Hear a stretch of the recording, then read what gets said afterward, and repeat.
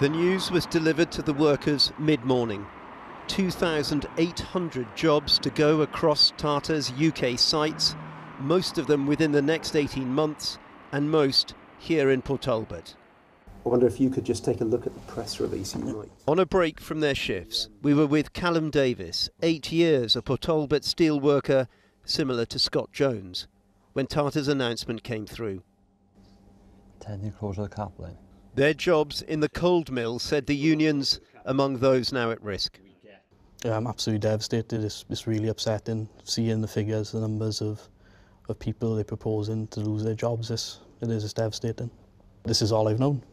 The steel is all I've known. You know, my family came from coal mines and then they were in steel as well. You know, this is the lifeblood of Port Talbot. Scott, if you weren't at the steelworks, what would you be doing? Honestly, your guess is as good as mine. I wouldn't have a clue.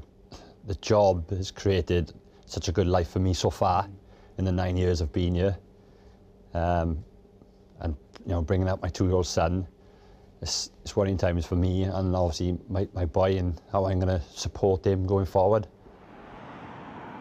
Scott fears also for his brother, who works in the so-called heavy end of the steelworks, where the 2 blast furnaces are and the coke ovens. Tata confirmed today all would be closed down this year.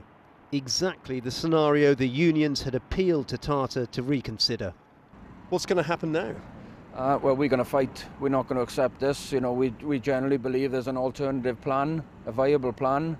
But they've looked at that plan and said no. They have, yeah. We've obviously not going to accept job losses. We fully understand about going green, but our transition should be over decades, not over months. We feel like we've been thrown off the edge of a cliff here. What do you want to say to the people of this community who feel devastated by what you're doing? Yeah, I think it's a tough day for all of us. I fully understand the emotions. I think it's not something we wanted. As Tata Steel, we've tried very hard for 15 years. We've supported this business very significantly. We've spent about £5 billion over the last 15 years because we wanted to sustain the activity here. But I think for multiple reasons, this is not sustainable. You know, at this moment, as we speak, we are bleeding at £1.5 million a day. A new, greener electric arc furnace is planned here for the years ahead. It'll be part funded by the UK government, which claims such change will reduce the UK's carbon emissions by 1.5%.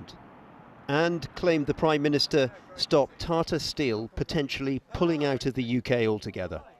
The alternative, by the way, was that the entire plant would be closed and all 8,000 jobs would be lost. But the government worked with the company, provided £500 million.